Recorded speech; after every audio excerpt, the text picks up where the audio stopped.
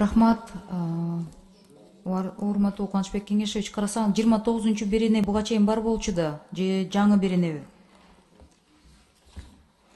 Резиденттер тарабынан Кыргыз Республикасынын чегинен тышкары ачылган эсептерди каттоо боюнча. Бул берене мурун бар болчу. Азыр бар. Мурун бар, азыр бар, то есть буга чейинки 30 жылдан бери келе жаткан берене, Туура. туурабы? Анда менде мындай суроодо, бизде 2 миллион мигранттарыбыз бар, мисалы Россия Федерациясын алсак. Андан тышкары 100 миң деген студенттерибиз бар. Сыртка окууга чыккан студенттерибизди студенческий виза менен алар ошондой счетторду ача алышат да.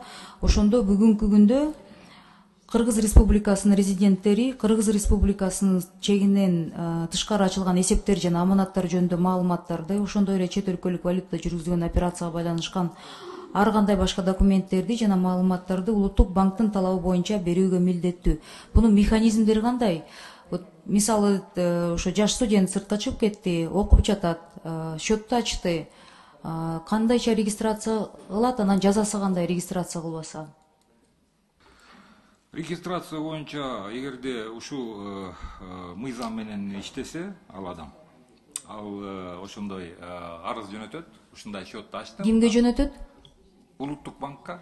Сиздин, сиз көп жылдан бери иштеген тармакта, сиздин эсиңизде 30 жылдан бери ошондой канча адам ошончо катты, канча катты жөнөтүү, ошондо канча адамды эсиңизде мындай бар да? Кечирим сурайм, именно азыр менде андай маалымат жок, бирок жаныңызда 6 киши отурат, бүт баары Улуттук банктын өкүлдөрү, туурабы? Туура. Алтооңуздан сурап атам да. Биз сизге бул тема боюнча өзүнчө маалымат берелик. Бул бир. Экинчи, эгерде мыйзамды сактаган инсан болсо, ал бизге ушундай маалыматты берет. Анан сиз айткандай жаза жок. Кубанычбек Кеңешевич, мен сизди күнөөлөгөн жерим жок. Бул маселени мен эмнеге көтөрүп атам? Ушунча биздин мамлекетибизде иштебеген мыйзамдар, беренелер көп да. Мына 6 мүчөңүз отурасыздар. Менин билишимче бир да жаран расмий түрдө сиздерге кат жөнөткөн эмес.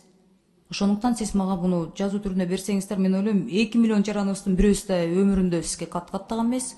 100 миң деген студенттерибиз 30 жылда окуп келген, бирөөсү да өмүрүндө кат каттаган эмес. Анан бирок милдеттүү деп атасыздар да. Ошондо мыйзам 30 жылдан бери аткарылбай келе жатат деген сөзбү?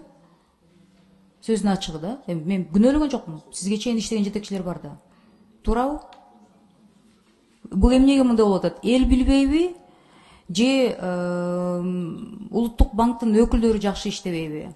Же мамлекет мындай туура чараларды көрбөй жатабы? Же мамлекет тарабынан жашыруун түрдө иштеген, окуган ыңгайлуураак болуп атабы деген суроолор туулуп атат да. Кандай дейсиз сиздин жеке пикириңизде? Балким сиз айткан пикирлерде чындык бар. Биз муну дагы бир жолу талдап чыгалык. Анан сиз айткандай иштеген, иштебеген берене боюнча өзүнчө чечим. Бирок мунун баары эмнеге керек да? Мунун баары акча кредит саясатын туура жүргүзгөнгө инструменттер да. Туура айтасыз. Бул террористтерге каршы, мамлекетти тоногон коррупционерлерге каршы жазылып келген туура мыйзам. Бирок ошол эле учурда бул мыйзамга ким баш ийип атат? Чет өлкөдө террористтерибиз, коррупционерлерибиз деле мындай кийин чыгып атпайбы, паспортторубузду деле алып жүрүшөт. Ошол эле коррупционерлер сыртка качып кеткен биздин мурдакы президенттерибиз деле бар. Алар жыргап жашап жүрүшөт, завод фабрикаларды ачып атат, мурдакы премьер-министрлер, мурдакы президенттер. То есть бул мыйзам баары билип, бирок аларга деген иштебейт экен да, бүгүнкү күнгө чейин.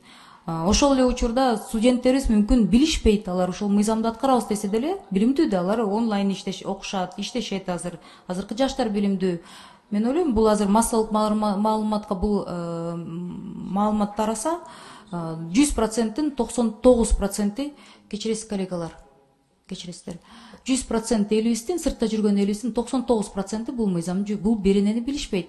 Мен да чет өлкөдө окуп келгем, бул беренени мына 20 жыл өттү эми. Бүгүн угуп атам да, сөздүн ачыгы. Эми террорист менен коррупционерлер билип бузат мүмкүн. Жөнөкөй жарандарыбыз, биздин мындай таза жүргөн инсандарыбыз, студенттерибиз, мигранттарыбыз билбейт болуш керек. Ошондуктан массалык маалымат жактан күчөтүңүз деп суранам. Анан эмнеге билип туруп бузгандар болсо, эмнеге мындай кандай шарттарды өзгөртүш керекпиз дегенге чакырат элем да сизге. Түшүнүктүү. Рахмат.